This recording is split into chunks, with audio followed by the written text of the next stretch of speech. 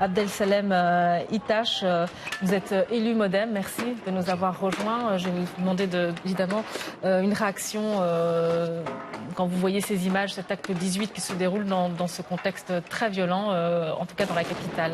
Alors, un mot me vient à l'esprit, la stupéfaction. Je suis vraiment choqué de voir autant de violence. D'abord, répondre aux gens qui supposaient que le mouvement des Gilets jaunes était un feu de paille. Aujourd'hui, ils peuvent se rendre compte qu'ils se sont trompés. Sur toute la longueur, on en est au 18e samedi. Demain, ça fera exactement 4 mois que l'on est dans ce mouvement de tension. Ceux qui pensent aussi qu'il s'agit d'un baroud d'honneur se trompent complètement. Parce qu'il y a une réelle détermination de la part des Gilets jaunes, de ces citoyens qui sont sortis pour exprimer une colère liée à différents problèmes. Cette misère sociale,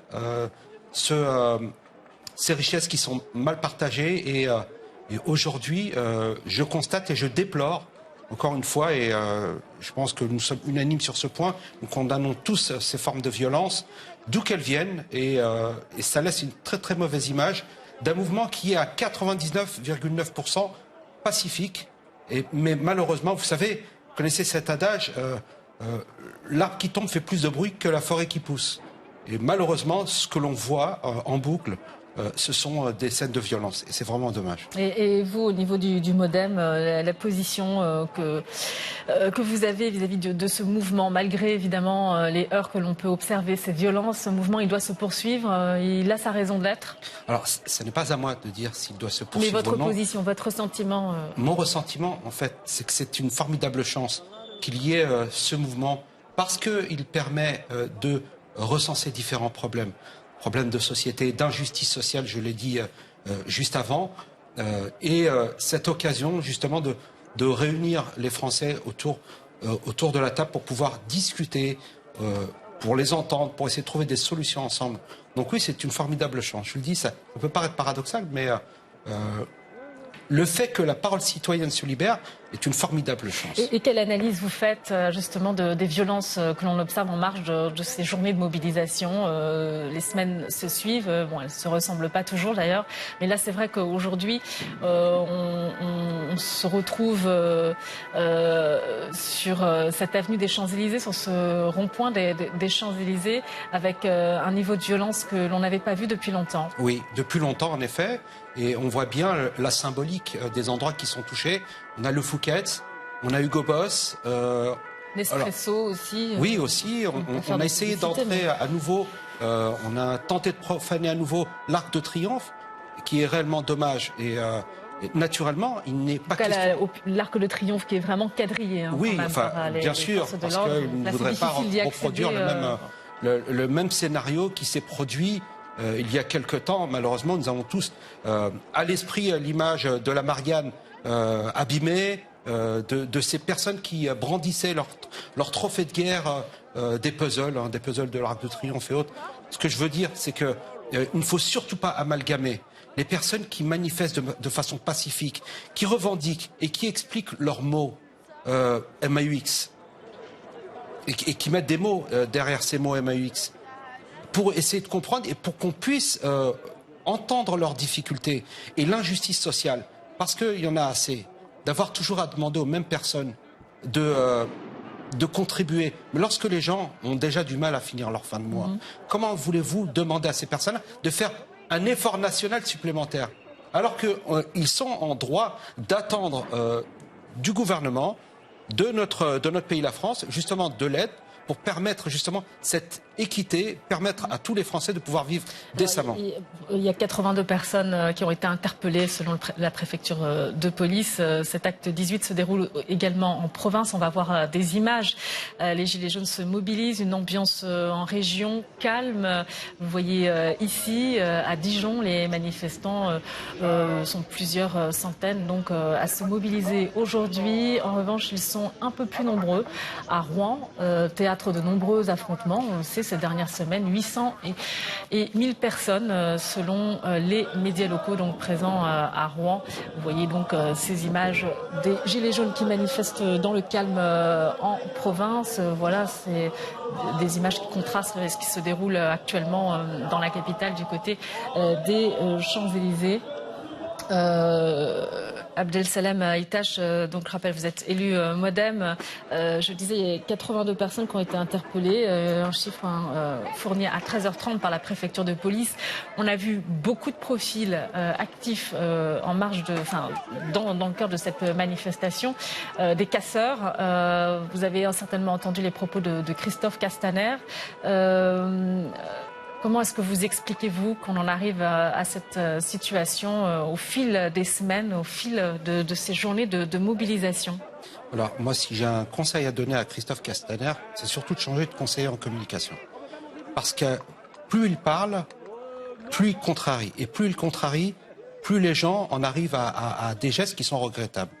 Ce que je veux dire, l'ouverture, le sens du dialogue, ce sont des qualités que doivent avoir nos ministres pour justement permettre à nos concitoyens, parce que vous savez, c'est inscrit dans la Constitution, le droit de manifester, le droit de grève, et permettre aux Français de manifester. Et vous avez présenté deux images, celle de Paris et celle de la province. Et je peux vous dire une chose, c'est que l'image de la province est beaucoup plus constructive et fait beaucoup plus avancer la cause que ces images de casse. Ensuite, sur le nombre de 82 interpellés, je crains qu'aujourd'hui, la journée soit très très longue. C'est un chiffre à 15h, oui, 13h, le chiffre de 13h30. Hein. Mais ce chiffre, il a de grandes chances de doubler d'ici 19h ou 21h. Mais moi, ce que je peux vous dire, nous sommes dans un état de droit, et le droit s'applique. Et toute personne qui viendrait à faire de la casse pourrait être condamnée. Ça, c'est une certitude. Ce que je veux dire, c'est qu'il faudrait appeler nos concitoyens à la raison.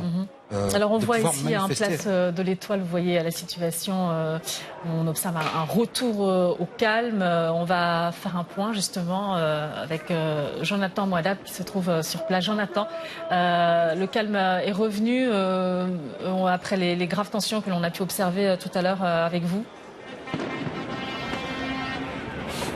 Oui, un calme qui est revenu mais qui est particulièrement précaire. C'est en train de s'agiter sur cette place de l'Étoile.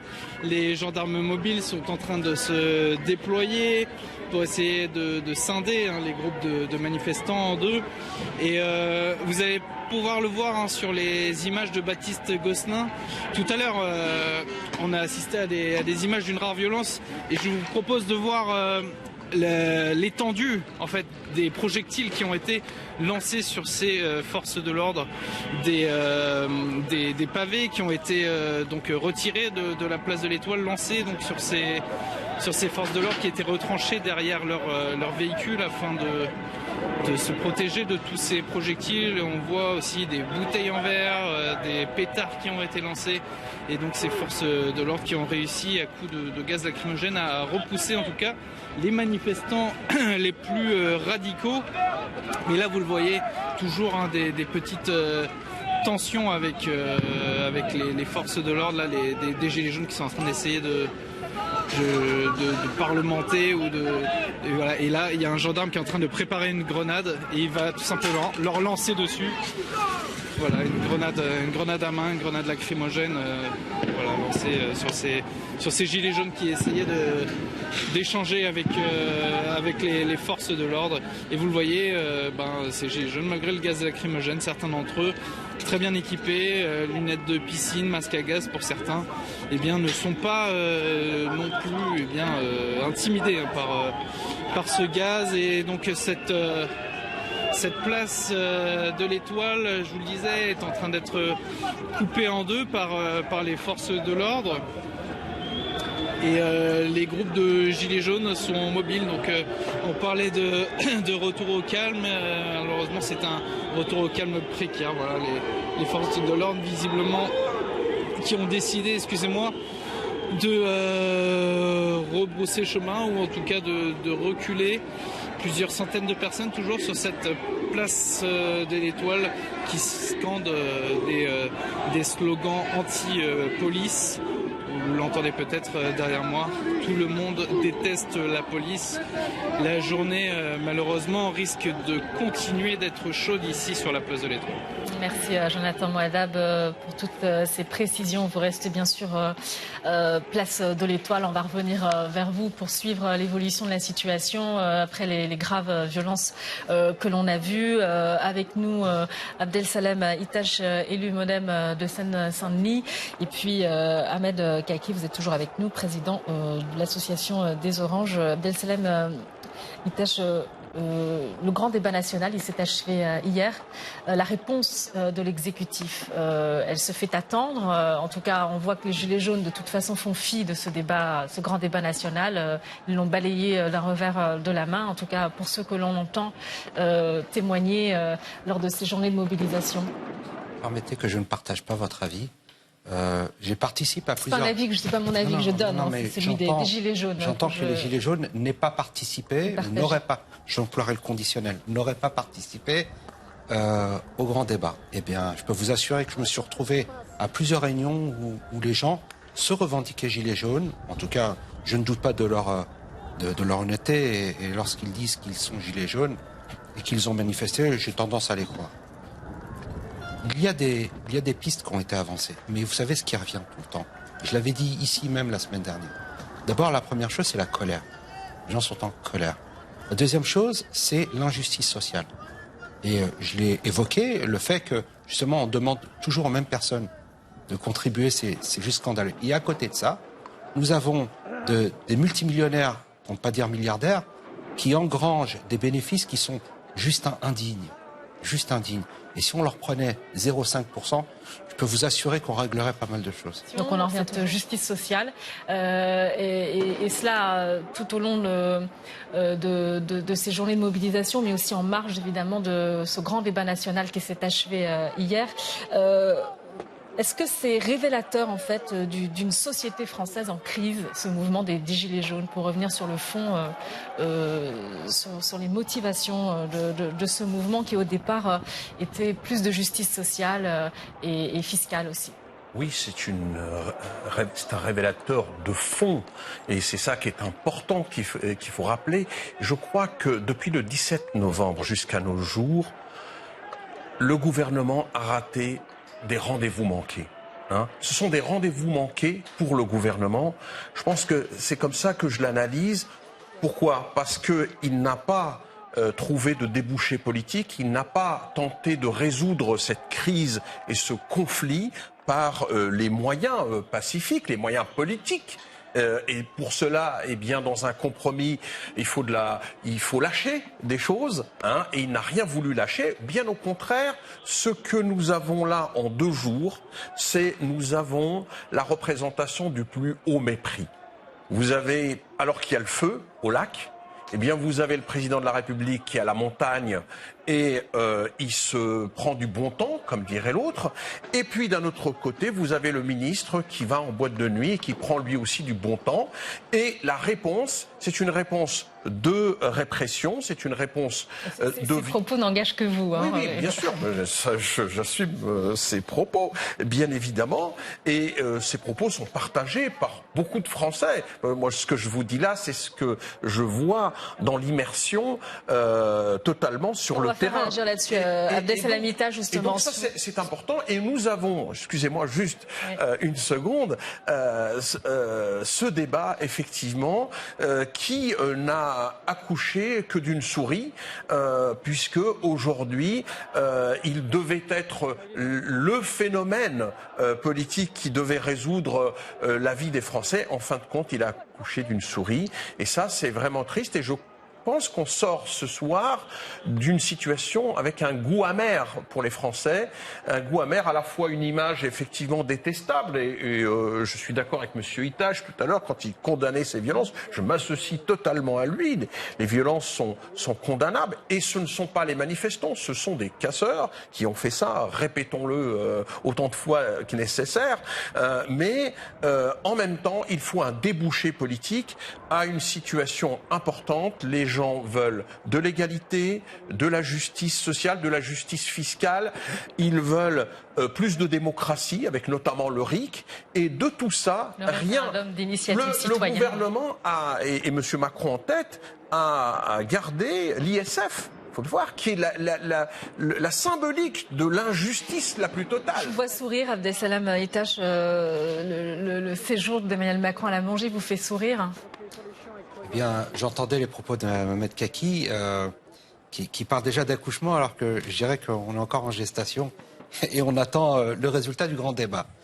Ce que je peux dire, c'est qu'aujourd'hui, nos concitoyens sont en attente de beaucoup de réponses. Vous en attendez quelque chose de concret de ce grand débat? Vous le défendez, ce grand débat? Bien sûr, bien sûr. Vous savez, moi je gère du personnel. Et lorsque j'ai un agent qui est en colère, le minimum c'est que je puisse le recevoir et l'écouter. Et je pense ce qui a été fait à travers le grand débat. Ensuite, je me dois de trouver des solutions. J'espère qu'elles arriveront. Et je ne vois pas comment ça pourrait fonctionner autrement. Ce que je veux dire, c'est que on parlait tout à l'heure d'injustice sociale. Et c'est assez révélateur. Lorsque l'on modifie ou l'on annule l'ISF, en effet, ce montant n'est peut-être pas si important que ça, et que le fait de le remettre ne changera peut-être pas le quotidien des Français. C'est ce que Emmanuel Macron disait lors d'un grand débat, lors d'un rassemblement avec plusieurs élus, en disant... Avant, lorsqu'il y avait l'ISF, on ne vivait pas mieux. Peut-être. Mais c'est de l'ordre de la symbolique. Et vous voyez là aussi, lorsque l'on demande aux petites gens de toujours contribuer, et à côté de ça, paradoxalement, on se retrouve avec des gens qui sont de plus en plus riches. Et l'écart se creuse. Et les classes moyennes... Et vous voyez une issue à ce problème au cœur du grand débat national? Mais l'issue, elle est nécessaire. Oui, mais quelle issue, justement? Puisque vous défendez ce grand débat national, et cette question, elle a été posée maintes et maintes fois. Sur l'ISF, on n'a pas le sentiment que l'exécutif, le gouvernement, va faire marche arrière. Même s'il le fait aujourd'hui, pour beaucoup d'observateurs, cela ne changera pas grand-chose. C'est votre avis. Moi, je ne présume de rien. J'attends de voir. J'attends de voir comme beaucoup de Français. Et sur le RIC, alors le référendum d'initiative citoyenne, c'est une revendication qui revient chaque semaine. Oui. On voit ces gilets jaunes revendiquer le référendum d'initiative citoyenne. Il a été balayé d'un revers de la main par le gouvernement. On a entendu Édouard Philippe, Premier ministre, s'exprimer sur le sujet, Emmanuel Macron aussi. Et pourtant, Emmanuel Macron, il a évoqué l'idée d'un référendum. La date, c'était un peu imprécis. Peut-être une date qui pourrait coïncider avec les élections européennes. Quel est comment vous réagissez à cela? Qu'est-ce que vous en pensez? Alors, vous savez, il faut, oui ou non, un référendum d'abord. L'histoire du RIC est une très vieille histoire qui a été proposée par plusieurs hommes politiques auparavant. Brice Lalonde, Jean-Marie Le Pen, Michel Rocard. Je vous l'ai fait peut-être dans le désordre, vous m'en excuserez. Et à plusieurs reprises, a été évoquée cette idée de permettre aux citoyens de débattre d'un sujet d'actualité. Moi, je dis juste qu'il faut faire attention sur ces points-là. Ce que je veux dire, c'est qu'aujourd'hui, nous sommes dans une société, en tout cas, l'humaniste que je suis profondément contre la peine de mort. Je ne voudrais pas que demain, on remette sur la table justement l'idée de la peine de mort et que l'on soit dans la gestion de l'affect au lendemain de la mort d'un enfant ou je ne sais quoi. Ce que je veux dire, c'est que nous, élus, nous avons le devoir justement de dépassionner le débat et de prendre des décisions, je l'ai dit, de manière dépassionnée. Vous savez bien, les citoyens sont dans la colère, dans l'affect, dans la passion, et que parfois il peut arriver qu'on ait à prendre des décisions. Je veux vous prendre l'exemple du Brexit. Les Anglais ont voté pour la sortie de l'Union européenne. Je peux vous dire qu'il y a beaucoup d'Anglais aujourd'hui qui le regrettent. Donc vous voyez, là il y a un danger. Ce que je veux dire, c'est que oui, pour le RIC, pourquoi pas, mais il faudra absolument mettre des garanties pour que ça ne soit pas la foire à l'empoigne et qu'il y ait des décisions qui soient comme ça qui aille à l'encontre justement de la société que l'on a construite. Cette déclaration de Benjamin Griveaux, le porte-parole du gouvernement, via Twitter, voilà ce qu'il a tweeté. L'ultra-violence et la haine de la France s'expriment de nouveau dans nos rues. Ni excuse ni faiblesse pour ces casseurs qui saccagent Paris et salissent le grand débat, tout en soutenant les commerçants et les Parisiens qui n'en peuvent plus. Un tweet donc de Benjamin Griveaux, le porte-parole du gouvernement, alors que l'on voit ici ces images toujours de la place de l'Étoile où se sont déroulées des tensions assez importantes. Tout à l'heure, on a vu évidemment des gilets jaunes tenter de forcer les barrières érigées par les forces de l'ordre pour éviter d'accéder à l'Arc de Triomphe. La situation, elle est redevenue plus calme maintenant. En tout cas sur une partie de cette place de l'Étoile. Réaction donc à ce tweet de Benjamin Griveaux, le porte-parole du gouvernement, Ahmed Kaki. Écoutez, ce que vient de dire... Ni excuse ni faiblesse pour ces casseurs qui saccagent Paris et salissent le grand débat. Pour les casseurs, il n'y a pas d'excuse. Ce sont des gens qui portent atteinte justement au mouvement lui-même, au mouvement du Gilet jaune. Encore une fois, les Gilets jaunes, ce sont des manifestants pacifiques. Mais ce que j'aimerais entendre aussi de ce même monsieur, Benjamin Griveaux, c'est qu'aussi qu'il ait de la compassion pour les éborgnés, pour ceux qui ont eu les mains arrachées, pour ceux qui sont blessés à vie. Eh bien, pas un seul mot, ni de sa part, ni de la part de M. Castaner, ni de la part de M. Macron. Aucun mot. Et ça, si vous voulez, c'est... extrêmement blessant à la fois pour les familles, mais pour l'ensemble des manifestants qui disent le deux poids deux mesures, le fait que, voilà, eh bien, en fait, nos vies ne comptent pas. Nous ne sommes rien. Et c'est ça l'image qui est renvoyée au fait que des gens qui sont blessés à vie, qui sont, je veux dire, imaginez-vous quelqu'un qui est borgné. Ouais. Mais qu'est-ce qui va devenir? Vous rejoignez la position des Gilets jaunes qui dénoncent des violences policières. Est-ce qu'il y a eu des erreurs commises? Est-ce qu'on aurait pu éviter cela? Au regard du nombre d'éborgnés, de personnes qui ont eu la mâchoire cassée, aux personnes qui ont perdu une main, bien sûr qu'il faut revenir sur tout ça. J'en avais parlé encore la semaine dernière. Moi, j'avais décidé de rebaptiser le LBD, le lanceur de balles défensives, en LBO, lanceur de balles offensives. Parce que je ne vois pas ce qu'il y a de défensif à lancer une balle. Il faut l'interdire, le LBD? Oui, complètement. Ah oui, si vous voulez ma position, c'est celle-là. Oui, il faut interdire ces LBD qui servent d'ailleurs parfois dans les quartiers et qui font beaucoup de dégâts. On n'en parle pas beaucoup. Et je peux vous assurer que ce sont des armes de guerre. Et vous savez qu'elles sont chargées à de la TNT. Il y a de la TNT dans ces balles, d'accord, pour balancer la balle. Ce sont des armes de guerre. Il faut arrêter ce type de... Et quand on entend le ministère de l'Intérieur, il n'y a pas d'alternative. Ah bon? Et comment font les autres pays qui ne l'utilisent pas?